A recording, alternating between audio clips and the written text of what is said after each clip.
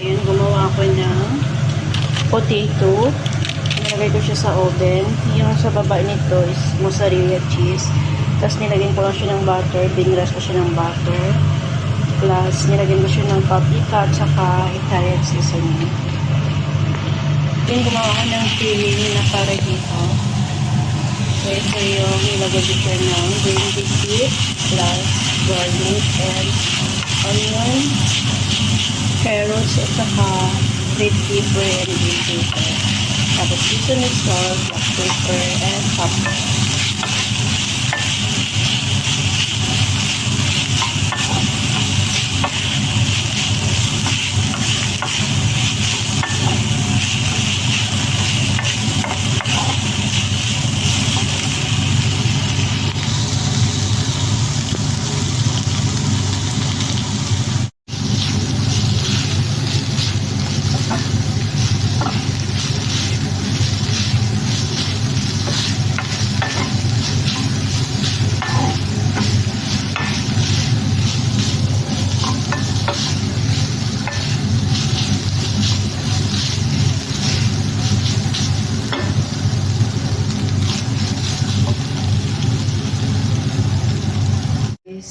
Gagawin ko dito is tatanggalin ko ito aking nilagay na potato with mozzarella sa oven,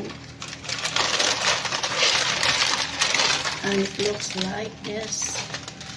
So lagay natin siya dito. Tapos ilalagay natin yung peeling ng ating ginawa. Yes, just like this.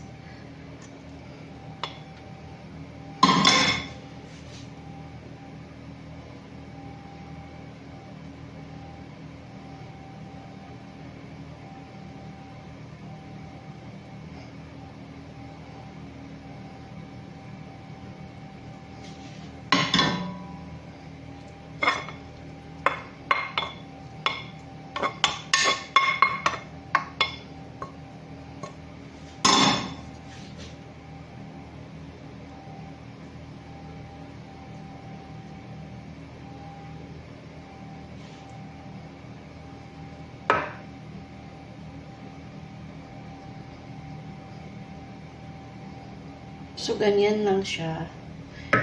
Then, ang gagawin natin is i-roll natin siya using by hand. Okay. So, ganun.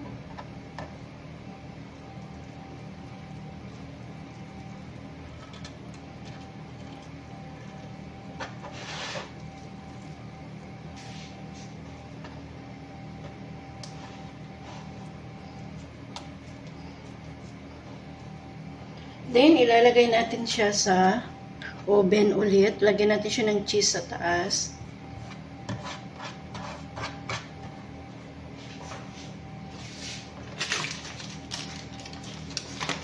So, balik lang natin ito siya ulit dito. Okay lang yung may excess na product. It's normal. Okay, so ganyan siya.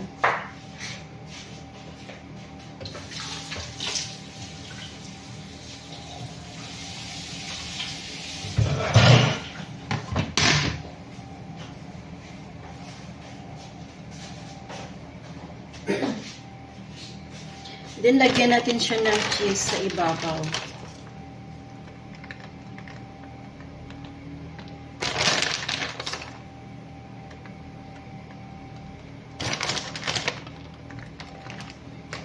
Then, pa-brown lang natin dito sa taas.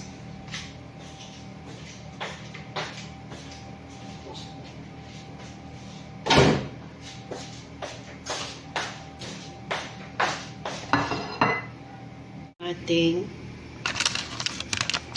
potato roll. Ayan. So, ilalagay natin siya sa oven for until na mag-brown yung cheese.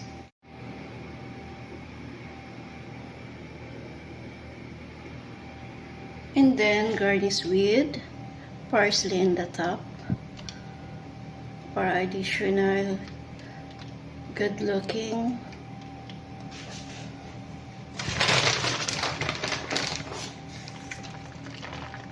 So that's it. Slowly put in the oven.